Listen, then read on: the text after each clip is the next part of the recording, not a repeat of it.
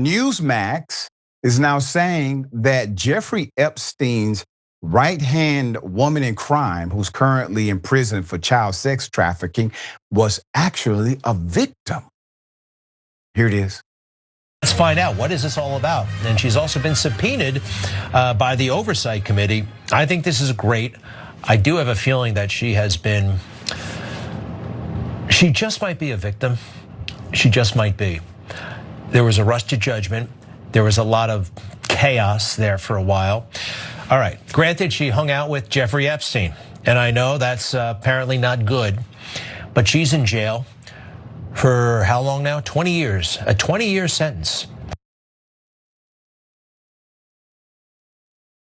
Put up Greg Kelly, man. Greg, you must be on the list too. Greg, are you on the damn list? Greg Kelly, keep his picture. Real. Keep his picture up.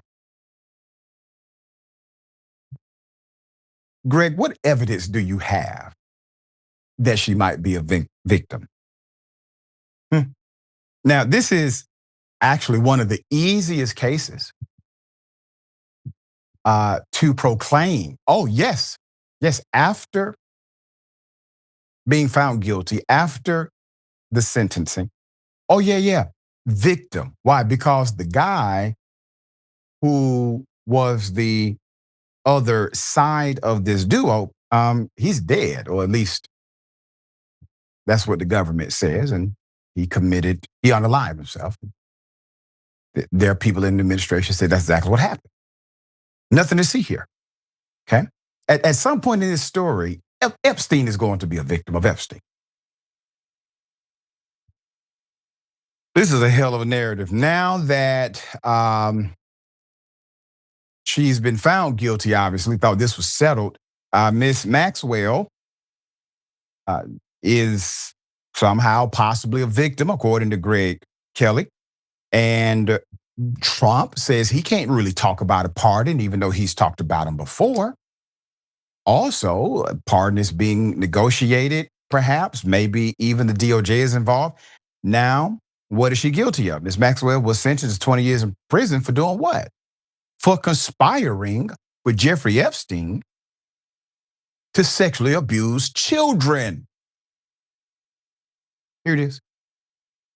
A judge has sentenced former British socialite Ghislaine Maxwell to 20 years in prison. A federal jury convicted Maxwell in December for helping her longtime associate Jeffrey Epstein recruit, groom, and sexually abuse teenage girls. What was really interesting in all of this was hearing from Ghislaine Maxwell for the first time. She had words of empathy for the victims who gave their statements prior to her addressing the court. She said that knowing Jeffrey Epstein was the biggest regret of her life. She said that he was cunning and manipulative. She said she felt for the victims and hoped that this day would bring them a sense of peace. She said Jeffrey Epstein should have stood here before you addressing the court in 2005 and again in 2009, she said, and in 2019.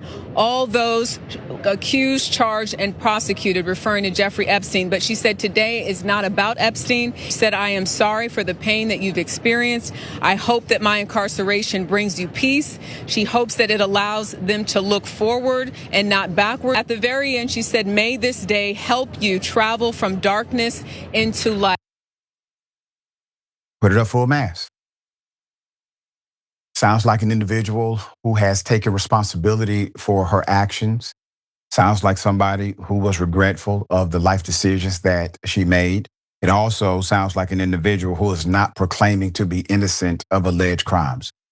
Sounds like someone wants to do better in life, and this is one of the ways they're going to do it, is by telling you they're sorry for making you the victim of this Epstein criminal enterprise. However, today, individuals who are on television and happen to be close to Trump are spinning a narrative that says Ghislaine Maxwell may actually be a victim. Understand the fix is in.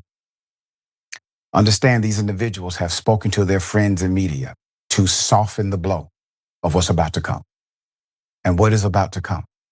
A complete transformation of the narrative, where the person who's no longer available to defend or to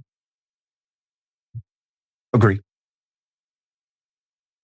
there's no co-conspirating without a co-conspirator. You have to have what's called the meeting of the minds. This is a legal standard. Meeting of the minds simply means two or more people have to agree that what we are doing, what we are engaging in, is a conspiracy. Without a meeting of the minds, you have no conspiracy. You have a crime. Now, Speaker Mike Johnson was asked if he would support a pardon. Here it is. I hope she's telling the truth. She is convicted. She is serving a 20-year sentence for child sex trafficking, and so her character is in some question. But if she wants to come clean now, that would be a great service to the country, and we'd like to know every single bit of information that she has. I certainly hope she's telling the truth. Well, listen, this week, President Trump didn't rule out a pardon for Ghislaine Maxwell. Of course, that's one of the big questions looming over all of this. So let me put this to you, Mr. Speaker. Would you support a pardon or a commutation for Ghislaine Maxwell, a convicted sex trafficker? Well, I mean, obviously that's a decision of the president. He said he had not adequately considered that. I won't get in front of him. That's not my lane. My lane is to help direct and control the House of Representatives and to use every tool within our arsenal to get to the truth. Your lane is to shut the F up and do what Trump says. That's your lane, sir. And you do a remarkable job at it, man. I didn't think you would be this good. You really are. Okay, so yeah, she does have issues with credibility and character, et cetera. She is convicted. Now, I want everyone to remember, she's convicted based on the full acknowledgement and execution of what? The Constitution. A jury of your peers. What did they have to weigh? They had to weigh evidence in that courtroom. Evidence, actual evidence. Evidence that included victims. Victims who are shielded by law, but can volunteer the information if they choose to. But evidence. And out of that evidence, that jury unanimously decided the evidence is overwhelming. It gets beyond any reasonable doubt that this human being engaged in the trafficking of other human beings who are children. Now that part, no matter what they try to spin, will always be a fact. That jury did the right thing, weighed the evidence appropriately, and came to the conclusion that every single one of us would have come to. She's not a victim. She's a co-conspirator in the enterprise. She basically admitted it. All right, it's happening in real time, brother. They are literally working the angles to come out with a transformed narrative about her, possibly even Epstein. But this goes to a point to help Trump at some level of this game. Guarantee it. What say you? Yeah, and I mean, at the end of the day, really the best narrative change that they can give is, yeah, Trump's in the files, but. And that's it, you know, but Bill Clinton's in them too. And so is this person and so is that person. So we shouldn't care because, you know, that nullifies and balances the scales or some type of magic like that.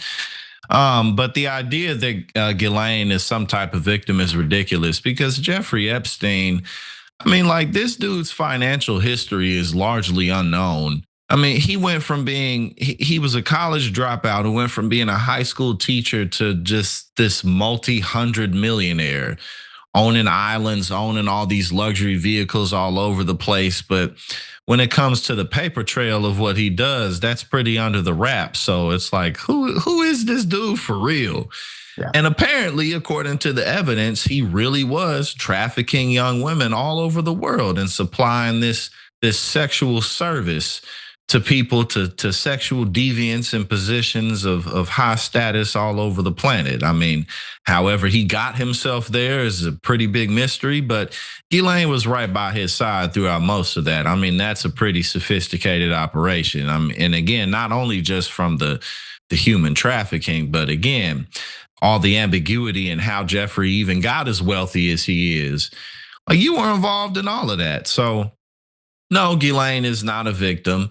Nothing that, if Trump pardons her, commutes her sentence, that's going to look as bad as it is. I mean, he's just in over his head. There's nothing he can do with this issue. Now, I have no idea how this is going to end. I have no, I didn't think that Trump was going to be president this go round. I didn't think we was going to do this again. So I certainly don't know how this is going to come to a close.